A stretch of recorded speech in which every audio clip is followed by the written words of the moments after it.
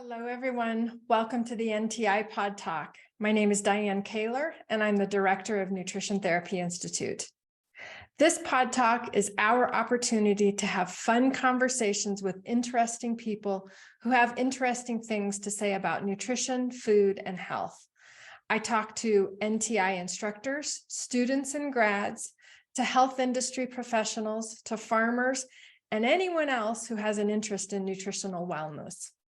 While many of our listeners come from within the NTI community as students and grads, we also have prospective students who tune in. And to those listeners in particular, I hope you find that the people we talk to inspire you to finally make the jump to pursue your passion and come to school here at NTI.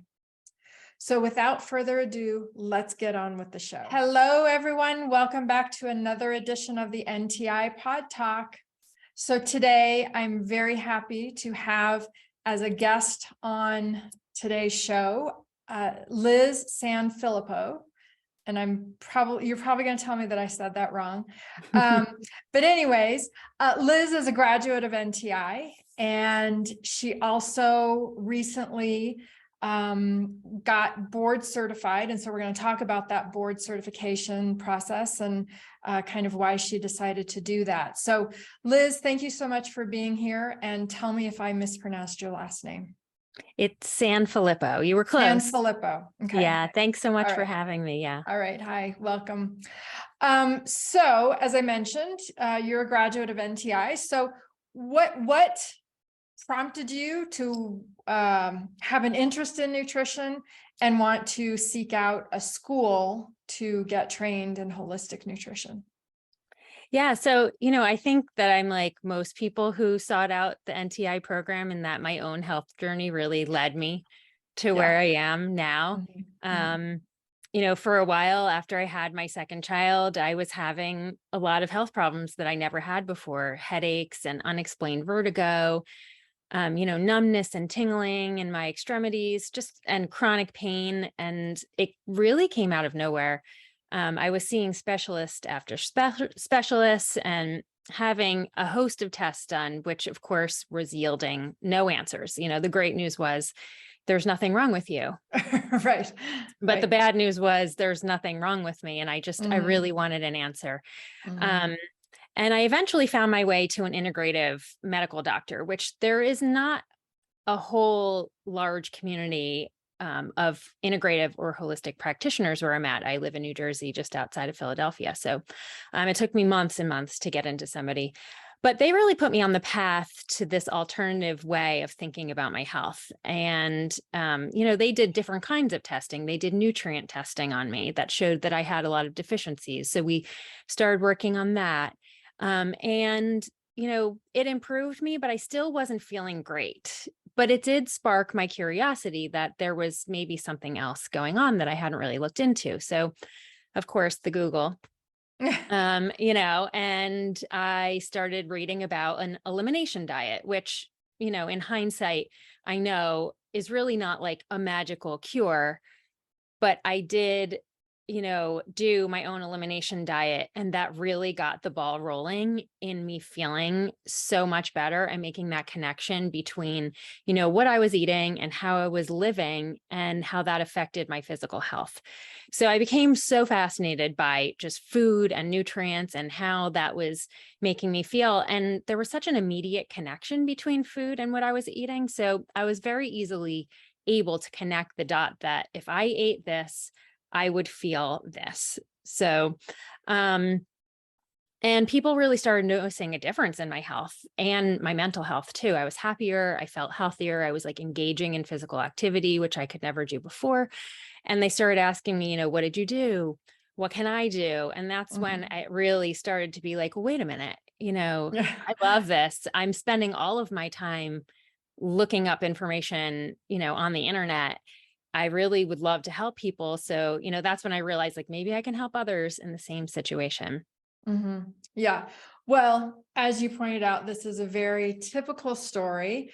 Of course, everybody has their own unique little intricacies in their story, but it is very typical that people have their own health challenges that gets them on the path to doing research, and then others in their life start noticing changes. I mean, we personally notice changes in our own health, but when others start noticing it, that's a really good indication that something is shifting, right?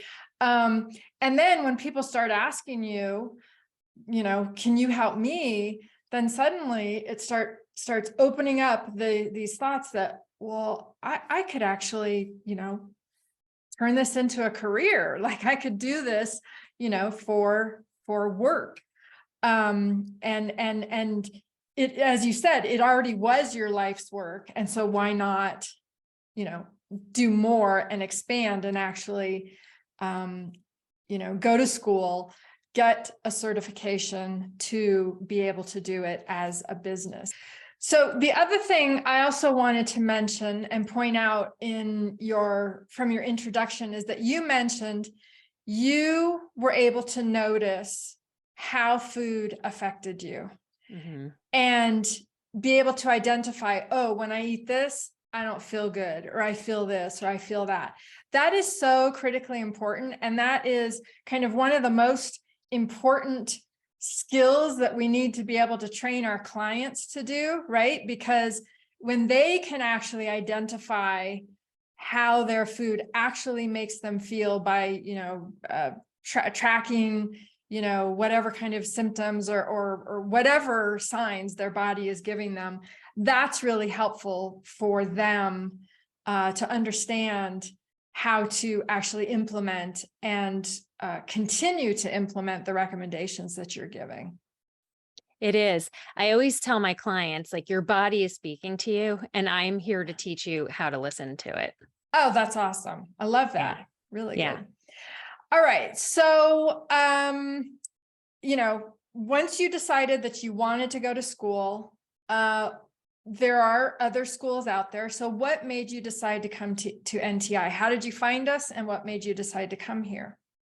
Yeah, so I knew that now I was taking this step and I wanted to find an education. But my background is in finance and marketing, completely unrelated, right, to anything science or nutrition or anything like that. So, I mean, I knew when I looked for a program, I wanted something really comprehensive that was going to give me some foundations that I didn't have.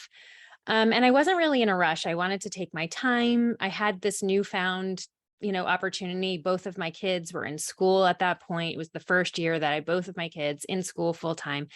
So, I had a really deep desire to get into a deeper education than just like a quick 6-month program. So, I loved that NTI gave me some foundational classes like anatomy and physiology and biochemistry.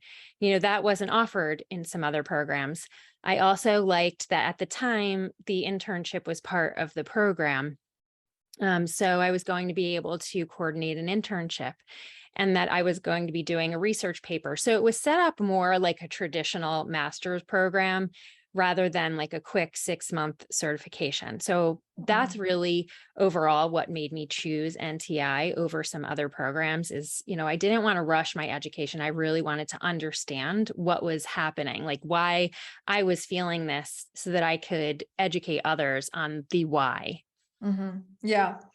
And just for those listening, just so you know, we now have the internship as an elective part of our program. It is not a required part. So just for those who are wondering what she was referring to when she said it was included. Yeah. All right. So, and when did you graduate? Can you? So I got my certification in 2018. And again, like the old model, then the certification was one part of it. And then I went back and I took the second part of it, which was the nutritional therapy master part. And I finished that in 2019. So I was able to start practicing right after I got the certification, and I started seeing clients, but I was also simultaneously doing the nutritional therapy master program. Okay. And once again, I'm going to clarify that we did go through a program change in 2019, and now we only have one program. All of our courses are streamlined into one single program. which is the nutrition therapy master. So, yeah, I think I was the last. yeah, I was like the last person. I literally think I was the last person to finish the program like that. yeah, probably. Yeah, very much. All right, good. So, I want to talk about what you've been doing since you graduated, and then I want to get into the board certification. But something that I always like to kind of hear from graduates is, the program is comprehensive. We go through a lot of stuff, a lot of science, a lot of stuff. But is there some skill, some base of knowledge that you took away from the program that you still continue to use on a regular basis? And, that you just, every time you talk about it or use that knowledge or that skill set, you always think, oh yeah, I remember doing that in school. Is there something like that that kind of retains that enduring value in your work today? It's hard. It really is hard to like pick, Yeah, one thing. right. Sure. I mean, I focus a lot on digestion and, mind, body, and how that affects your digestion and your immune system. But I really have to say, like, all of it I use because, I got such an in-depth education that I'm able to explain it to my client.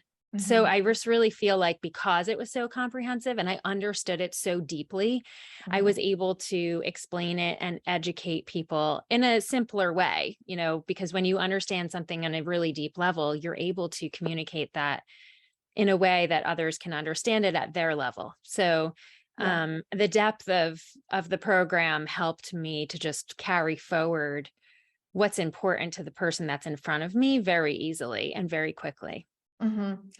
Yeah. And I think that's so important to recognize that in order to be able to explain something simply to a client, a lay person, you actually need to have a pretty in-depth technical understanding of that subject that then you have to simplify, but you can't speak to something, well, in a simplified way, unless you have that deeper level of understanding. So, that you recognize that and continue to use that skill, I think is really beneficial. All right. So you graduated, several years ago. What have you been doing since you graduated, and kind of what's been the trajectory since then? So like I said, I finished the program in 2018, the certification. So I was able to start seeing clients right away while I was doing the master part of the program. And so at first I was really all word of mouth, just friends of friends were recommending me.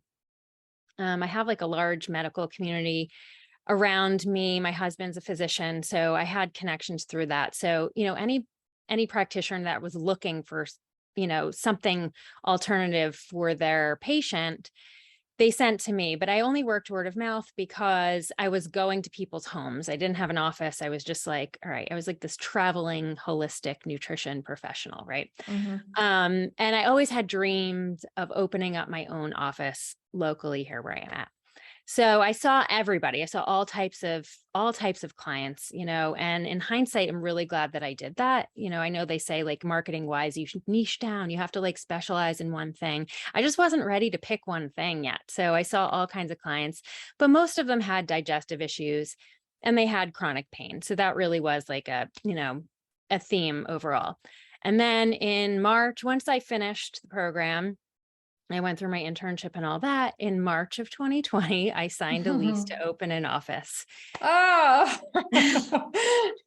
I signed my lease on March 1st. I got everything ready.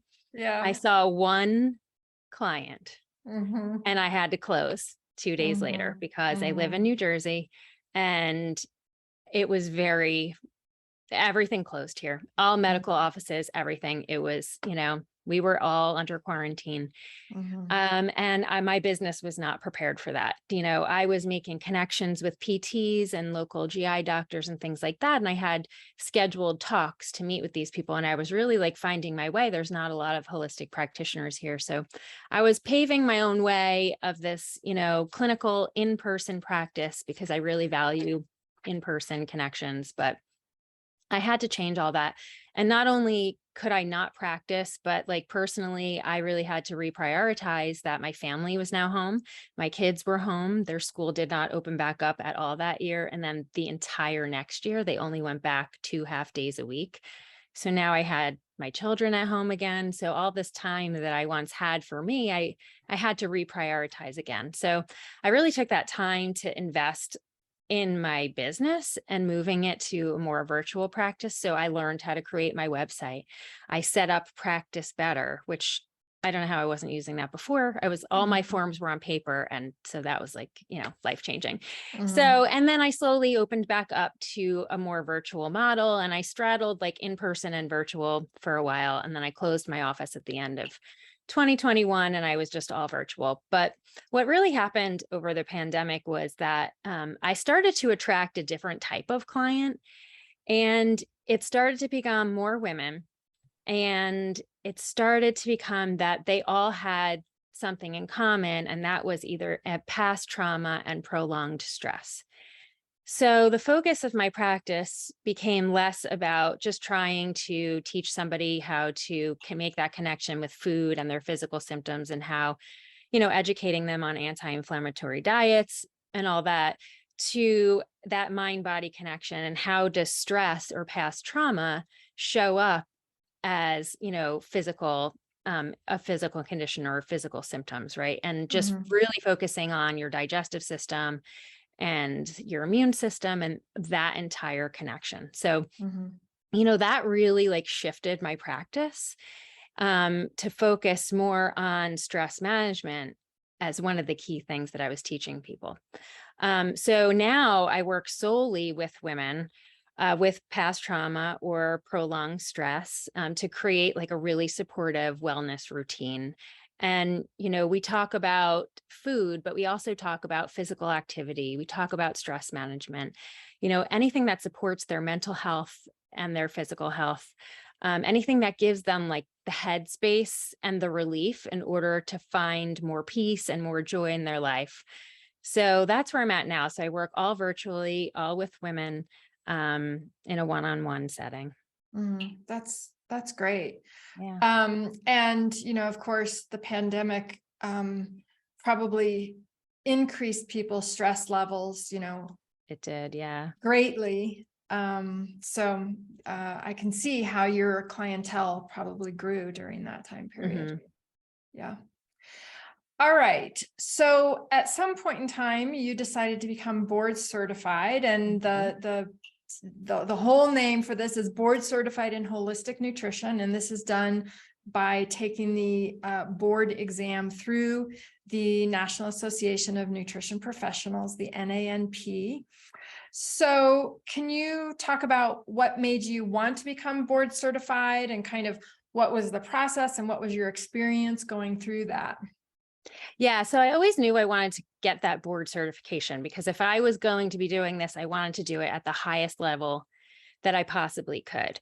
But also I live in New Jersey, and it is a, title protected state. They are every year they're trying to pass a law that says that I wouldn't be able to talk about food basically at all with anybody unless I received a license, or, and you can only get the license if you're a registered dietitian, that's not the path that I ever really want to go down. So, I just felt like if I had that, behind my name, at least it gave me more credibility and a little bit more protection if I needed to fight that down the road. So, that is why, and I also like partnering with healthcare professionals. And so it gave me the credibility there. So there was, a lot of reasons. They were both personal and professional of why I would want to do that. It took me a while to get the hours that I needed. just because of my personal situation and the shift in my practice. And so, I needed 500 hours, but it took me, almost 5 years to get those 500 hours, but I just kept at it. And last year I finally got to my 500 hours. And so I decided 2022 was going to be the year that I was going to pass the board exam. And I started studying like while we were doing a major home renovation, which I 0 out of 10 recommend doing that because it really, yeah, I pushed the exam back once because I said, I need a little more time. But I took the advice of previous, NTI graduates who took the exam, who all said that use your notes from the classes. And so I just used the guide that was given to me by the NANP, and I used all my class notes. I had all the presentations printed out and my notes, and I just started from the beginning.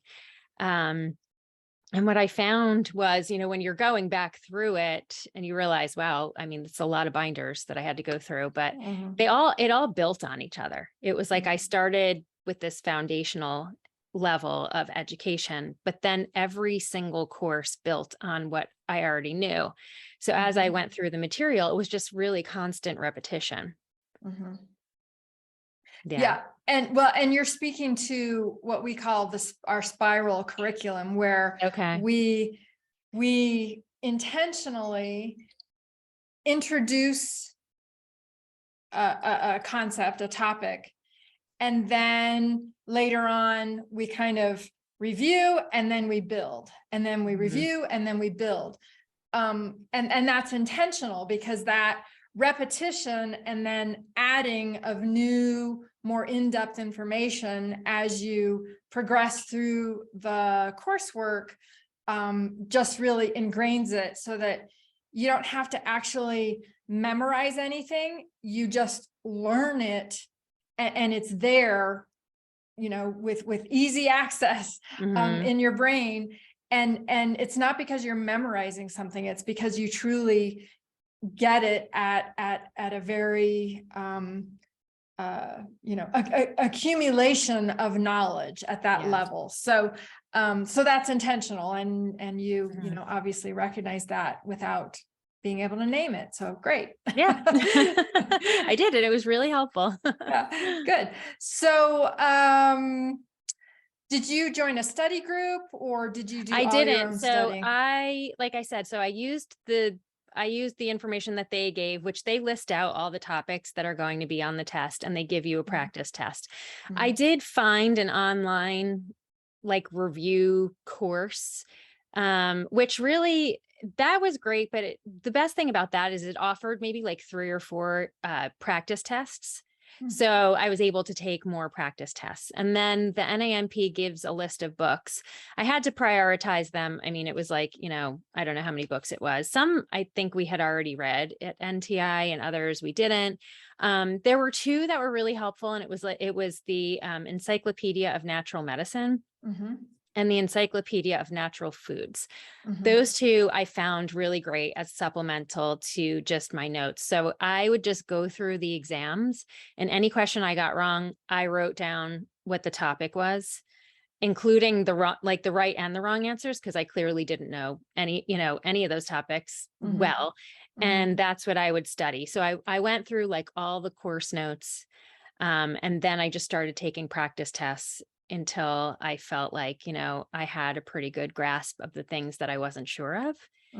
And that's how I went into the test. You have to have an end date for it. It's you have to just decide to take it and have that date in front of you, because you can just keep reviewing it forever and ever. But I really had to trust in my education and reviewed the education. And like you said, I really understood it a lot. Most of it was instinctual. It was just things that I just understand and know. Some of it wasn't. Some of it, were, these, random, I don't know, herbs that I really didn't know a whole lot about. But, I had a pretty good understanding. So it ended up going well. I felt confident going into it. I felt confident coming out of it too. So yeah. Great. Good. So you said that you were able to, over a 5-year period, get those 500 contact hours. Was that all like working with clients one-on-one in your own practice? I mean, that's a pretty big Yeah. thing. Yeah, it was a lot. That's No, so yeah. it was a blend of everything. Mhm. My internship gave me those Mhm. 50 hours. So Yep. if that's optional, I highly recommend everybody doing that. Yep. Yeah. Well, yeah, we'll talk about It's a that. big chunk there.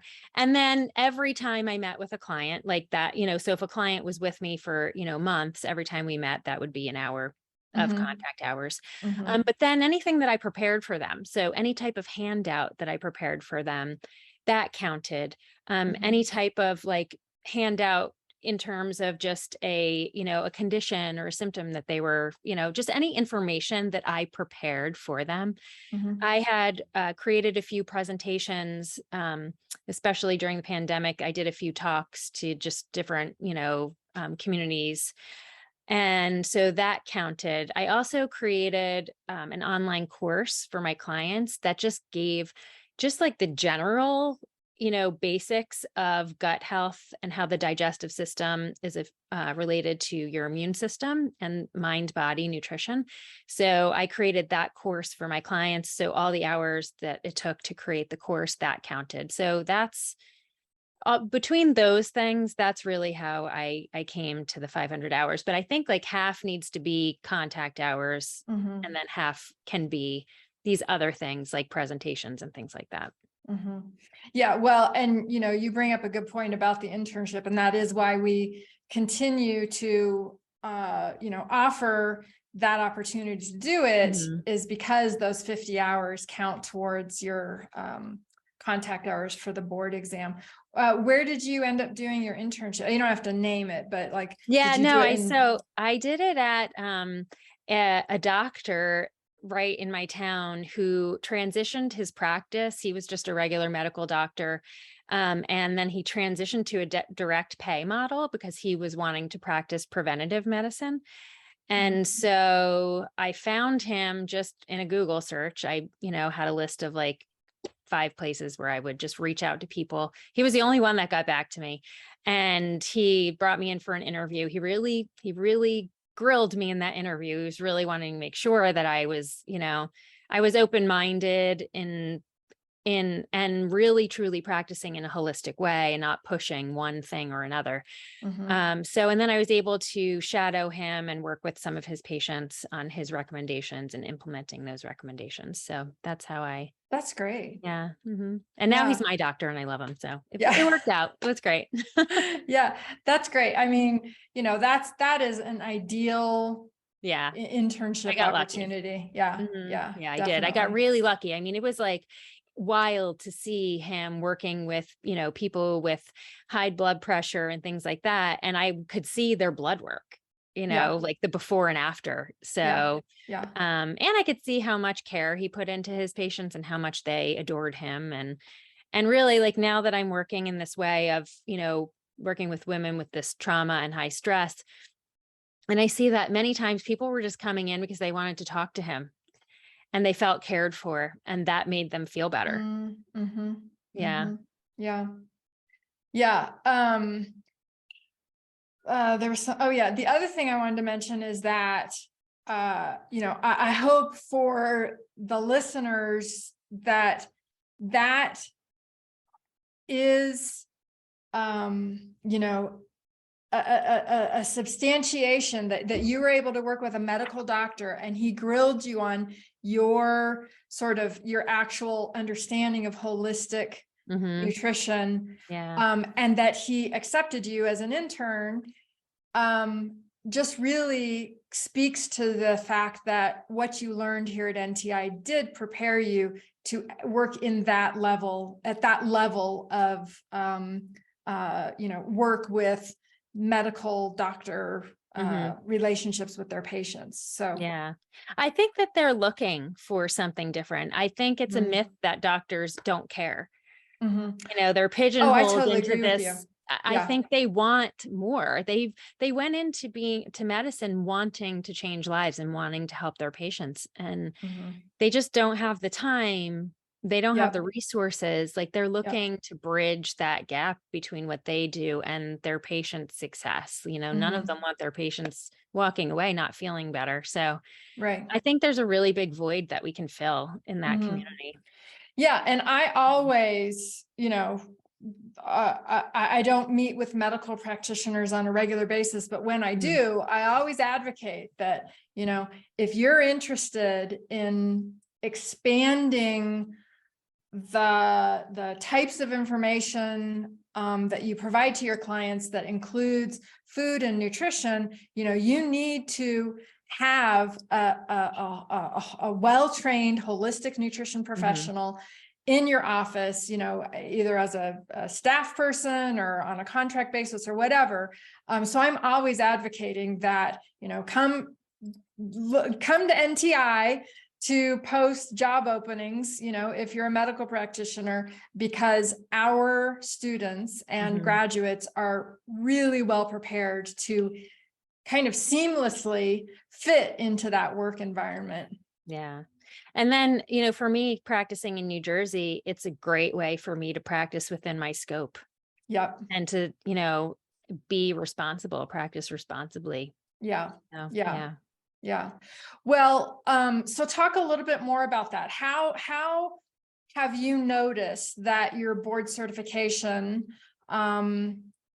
enables you to practice in New Jersey, which is a more restrictive state?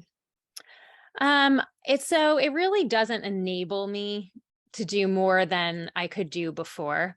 Mhm. For me, it just is giving me confidence to practice safely. Mhm. It's giving me something to put behind my name and to Yeah. hold me accountable. Mhm. If they do try to take away my practice. Yeah.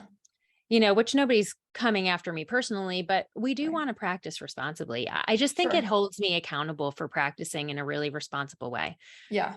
Yeah. Yeah. Yeah. In your scope of practice. And, Mhm. the BCHN title is trademarked. And so that gives you some Exactly. Yeah. protection as well. Yeah. They cannot Yeah. take that away from me. So, Yeah. Yeah. yeah. Absolutely. All right. Well, so what's the name of your practice? I Kind of how can practice people under my find? name, Liz Sanfilippo. Mhm. Yeah. So, I practice one-on-one with women. Like I said, I have a program that I work with them. I have different lengths of program. Mhm. To work with them. It's all women who are coming from all different types of backgrounds, but everybody is struggling. They're just in a state of survival, and I'm trying to help them thrive again Mhm. in the world. Mhm. Yeah. Mhm. And what's your contact info for your business? It's my website, lizsanfilippo.com. Okay. And I think like the correct spelling and all that would be in your show notes and in a Yeah. link. Right. Yeah. Yeah. And on there, you can contact me directly. There's an application to work one-on-one with me. I also have a link in there for any practitioners who are looking to connect with me. I send out a monthly newsletter that is specific just for practitioners. And each month I'm just telling them something different about how holistic nutrition and health and wellness coaching might be able to help, their patients or their clients. Mhm. Great. Great. Do you have plans for different areas that you'd like to expand in or anything like that with your? Yeah, I do. Yeah. So, right now I'm filling in like some of the gaps in my education with a program that's specific to women's health coaching because I just want to learn how to empower women more. And I Mhm. wanted to dive a little bit deeper into like hormones and things like that because that goes hand in hand with stress. And your adrenals and all that. So I'm trying to just fill that gap in my education. But I do have plans to have somewhat, maybe a day or two of a clinical health and wellness coaching clinic locally here in therapist's office. So, that's one thing that I kind of have. That's, Mhm. one of my Great. visions. Yeah. Another vision that I've always had is to have a podcast. I'm terrible at Mhm. social media. So if you look for me there, you're not going to find a whole lot, but I love Yeah. connecting with people. So Yeah. I love Yeah. this type of thing. I like interviews. So, Right. a podcast where I'm just interviewing different women on how they went from, just surviving to thriving, but using food or exercise or stress management, just all their different experiences and how they did that and how they are putting their skills to use like in the real world. So that's something that I've always dreamed of. So, Yeah. I do have more visions after this. Right now I'm just working one-on-one and working towards Sure. these new goals. Well, it's awesome. I mean, every little bit counts. Yeah. And as you say, I think empowering women is something that is needed.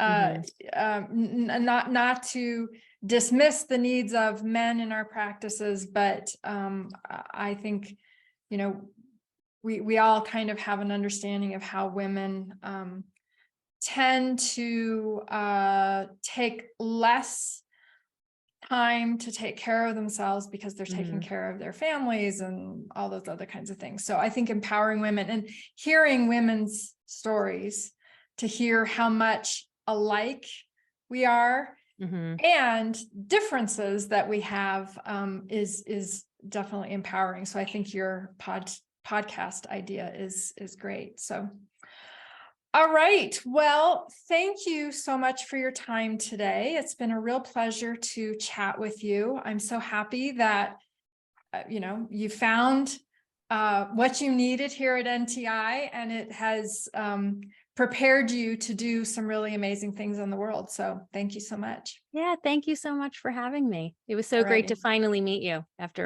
all these years, right? Yes. Face to face. Yep. Yeah. You hear names, but even though it's on screen, it's still as face to face as we can get. Exactly. Thanks. Yeah. Hi there, and thanks for listening today.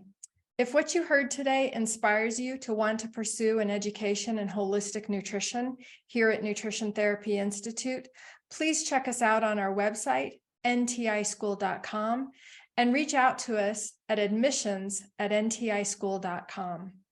Our in-depth, comprehensive education is sure to provide you with the knowledge and skills you need to create the work of your dreams.